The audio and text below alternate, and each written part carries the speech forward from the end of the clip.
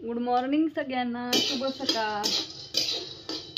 सकाळ नाही राहिली, 9 वाजलेत आता. सकाळचा टायमिंग सगळा बाहेरच्या कामातच गेला आणि आता स्वयंपाकाला तयारी चालली. छान पीक भाजलं, मूग भाजून घेतलं आणि शिजवलं कुकरला लावून. आता त्याचं मस्तपैकी कडाण करायचं मुगाचं. मूग अख्खं मूग मस्त लागतं, अख्ख्या मुगाची भाजी पण. मग आता त्याच्याच भाजी चालली. मग नंतर भाकरी करायच्या. बापू गेलं दूध घालायला. स्वयंपाक करायचा आहे. मग कालवा चालला होता, पण मी काय केलं, कपडे ऊन लागतं ना, मग कपडेही सगळं धुवून घेतलं गुरांचं हे आवरून. म्हटलं स्वयंपाक करायचा आणि नंतर बाकीची कामं. आज रविवार, आज कुरिअर बंद असतं, पण पॅकिंग हे करून ठेवावं लागते सगळं. लसूण परतनं काढायचा, तोडून ठेवायचा, वाळवायचा, थोडा सुकाय घालायचा. लय काम असतं. त्यानंतर सुकला नाही लसूण तर कुरिअरमध्ये काय होतं, काळा पडतो थोडा थोडा.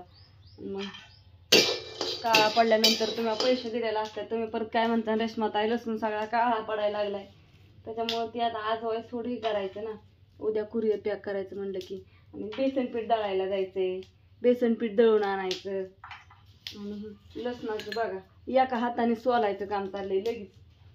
कारण का गावरान लसूण लय वाळला की हो अशा कुड्या पडतात आणि मनानेच लगेच पाला. त्याला सोलायची काही गरज पण लागत नाही. झाला पण सोलून. शेंगदाणं घातल्यात भाजायला, एकदाच भाजावं म्हणलं. खूपच जळलं का जायला लागलं तर का वतून ठेवते. आता शेंगदाणं लय नाही टाकायचं भाजीला, पण ठेवलं भाजून म्हणलं 2 दिवसाला कुटून ठेवलं की होईल. आता काढलंय सगळं साहित्य. ह्याच्यात लसूण कुटून घेते आधी, म्हणजे फोडणीला टाकायला. घातलं काढायला. मूग इतकं गाळ शिजलं की आता उकळी फुटली की भाजी झाली. तर माणसानं भाजी थोडीच केली. थोडीच 4 जण जेवाय म्हणलं की आम्ही 3घच. एकदा जेवण केलं की परत काय जेवू वाटत नाही. तर हे केलेलं आहे सगळं. दार उघडायचे तिकडचं, पण दिसत नाही म्हणून दार उघडायचं ठेवले.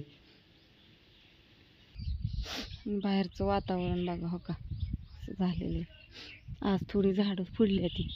रात्री पाणी सोडलं ना, रात्री कसं दिसत होतं झाडं ना, आज बघा आता बघा कसं दिसतंय.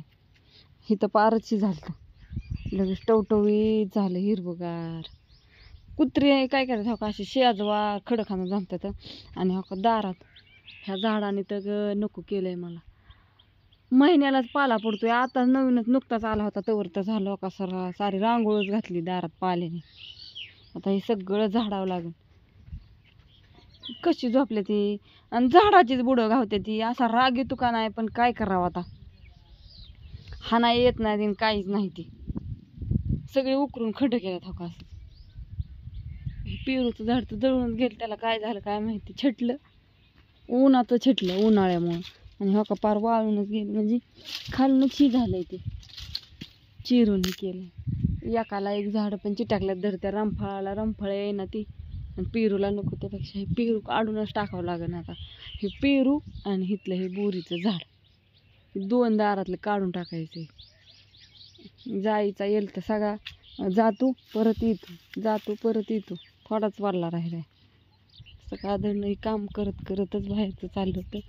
इकडं झाडांना पाणी दिलं, मोटर चालू होती. आता इकडच्या साईडला द्यायचं आहे, पण म्हणलं आधी भाकरी टाकून घ्यावत, नाही तर काय खरं नाही माझं. कपडे पण धुवून वाळू घातल्या तो का. तू काढायला कोण नाही, धरण म्हणलं तरी कोण नाही. आणि अण्णाला आज रविवारी सुट्टी आहे, तासाला त्याला काही जायचं नाही. थोडासा भात घालावं म्हणलं शिजायला. थोडासा भात टाकते शिजायला आता, आणि मग भाकरी करते. भाजी तर काय शिजलीच आहे आता. परत तिचा जाळ इजला, लगेच जाळतो इसतोय. थोडंसं शेंगदाणं बारीक करून टाकते. लय नाही टाकायचं, उगं थोडं शेंगदाणं टाकायचं. कारण का हुलगं परत मटकी नाही, ही मूग हे वाटाणा ह्याला असलं भाजीला थोडं शेंगदाणं घातल्यावर बरं लागतं. जा घालते की आधी. अयो दिसले की लाल असं दिसतं. मोबाईल लय फिरवायचा म्हणजे कॅमेरा हलावल्या. तुम्ही म्हणता रेशमाताई किती कॅमेरा हलावताय.